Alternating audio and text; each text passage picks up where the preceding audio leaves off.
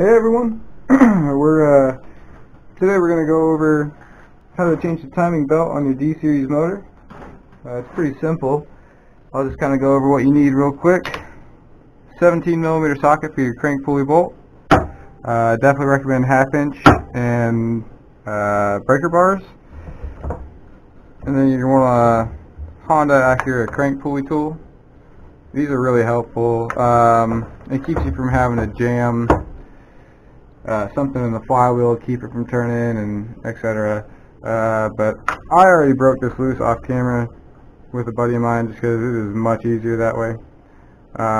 You're obviously going to need a new timing belt and a timing belt tensioner. I definitely recommend that. While you're in there, it's best to change your time, while you're in there, it's best to change your water pump. I'm not going to do that this time. I just didn't happen to grab one, and I need to get this on here. I'm going to be pulling this back apart anyway, not too far in the future. So let's go ahead and get this started. I'll go over what you need to do. First, you're going to want to break loose your crank pulley bolt here. Pull that out. Then we're going to get all your accessory belts off and pull these timing belt covers off. So let's get that started really quick.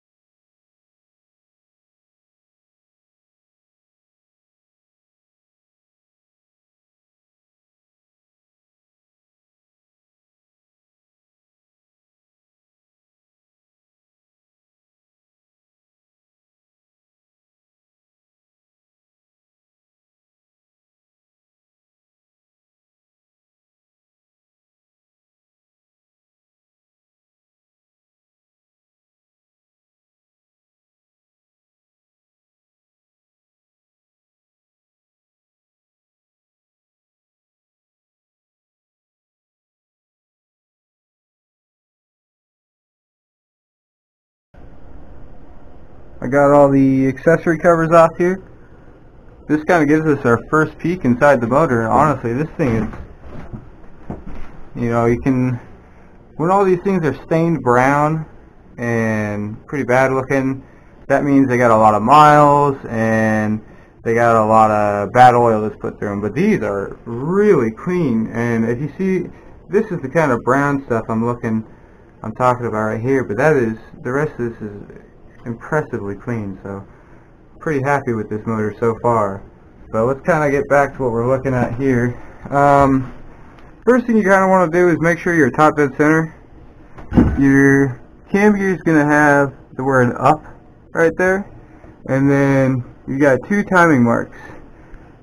There's this little arrow, blocking the light. There's this little arrow right here.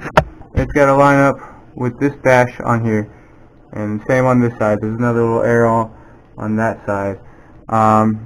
It's going to be different for some D-series motors, but some of them are going to line up flat with the head, I believe, but this one is kind of got a little bit of a forward degree to it, or advanced degree to it. But yeah, and then you obviously want to make sure you're actually top dead center on cylinder number 1, and you also have another mark on your cam gear and another mark inside on the block there. I'm going to grab some light.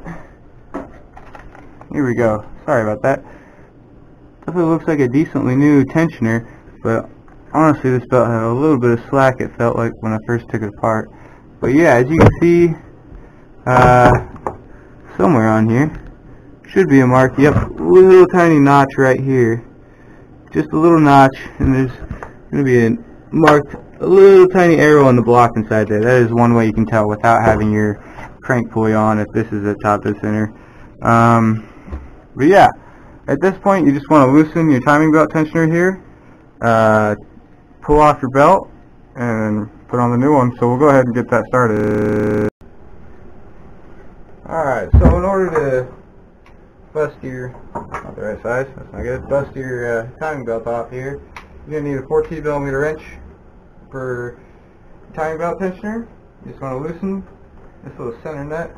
I'm going to kind of cheat, make it easy on myself. And use a mallet. Kind of makes things easier when they haven't been taken apart in a while and I'm too lazy to find my ratchet at the moment. So, you pop that loose. If I could actually get it loose.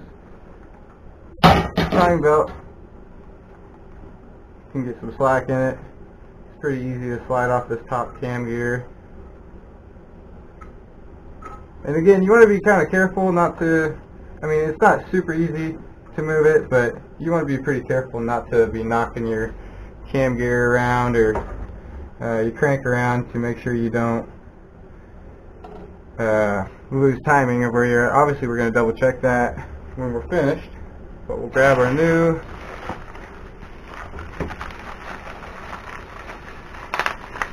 I think there should be the tensioner in this bag.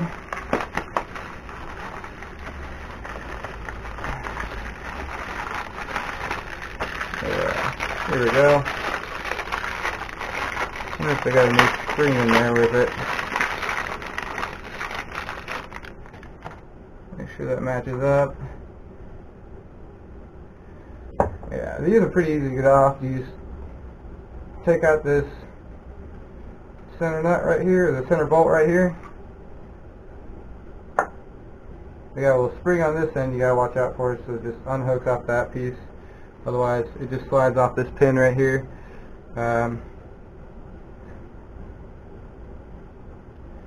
You know, this one honestly looks like it's been replaced fairly recently. It looks pretty nice. It's got, you know, no plate. Well, maybe a little bit of plate to it. Yeah, it's definitely got more plate than this new bearing.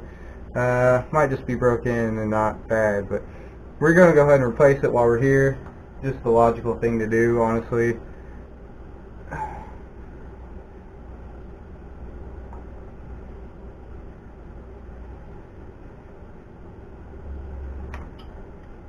Pretty easy, pretty painless, and I mean, might save you some headache in the future.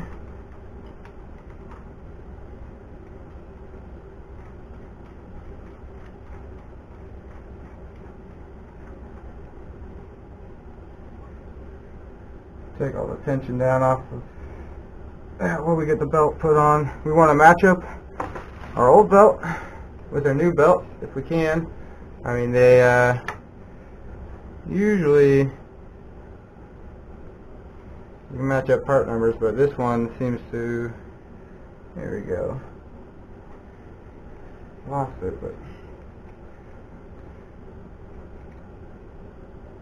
you know, that's obviously not a very great comparison, but we're going to see, make sure, because this is a JDM motor, and I don't know if anybody's watched my previous video. I mentioned that these have a shorter deck height, so they take a shorter timing belt. It's 103 tooth, and I believe the rest, like the standard US motors, are like 107 tooth, besides the d15 V2, which is what I ordered this timing belt kit for. It's 103 teeth. It's the proper length for this motor, so we're going to try to get this wrapped around everything and see if I got the right thing.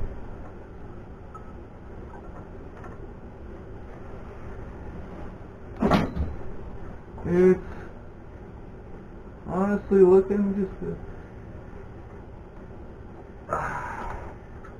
right on track. Perfect. So, you know, obviously we got some slack to take out of there. Hopefully, yeah, that might be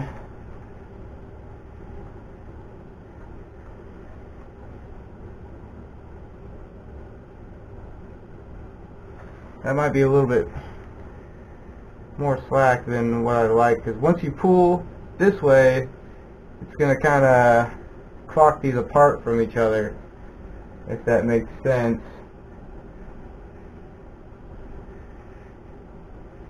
So let's see what happens.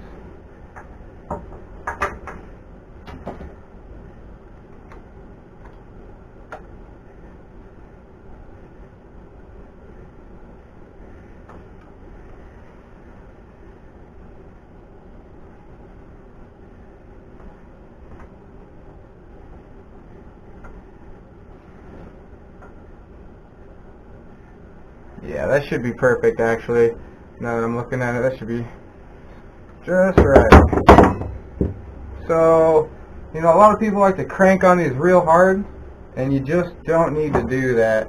And what I mean by that is they put a lever underneath here and prime super hard, but really, when you prime super hard and you put a whole lot of tension on the timing belt, you only need a little bit. I mean, you don't want slack, obviously, but when you put a whole lot of tension, you'll end up with a whining timing belt. So if you do this job and you go to start up your car and it ends up whining, you probably got your timing belt too tight. Something I kind of wanted to look at before I got too far into this was the crank seal, and you know, without pulling the timing gear off, or the crank gear off of here, you know, it looks like we don't have any oil leaks or any noticeable ones. Maybe they cleaned it, but I doubt they got all the way down here and cleaned that. So, you know, looks like we're going to be all right there. I went ahead and did the rear main seal on the other side because it did look a little bit questionable. But yeah, I'm just going to go ahead, put some tension on here, tighten this up, and basically reassembly is the reverse of disassembly.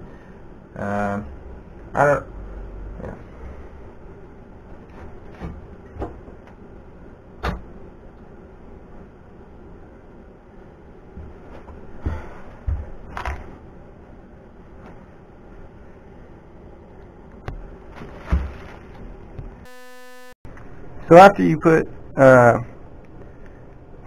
you put tension on your timing belt tensioner, you're going to want to go ahead and just double check all your timing marks, make sure everything still lines up. As you can see, it's kind of hard to tell with the camera exactly the angle, but they're lining up perfect. You want to double check your crankshaft down here,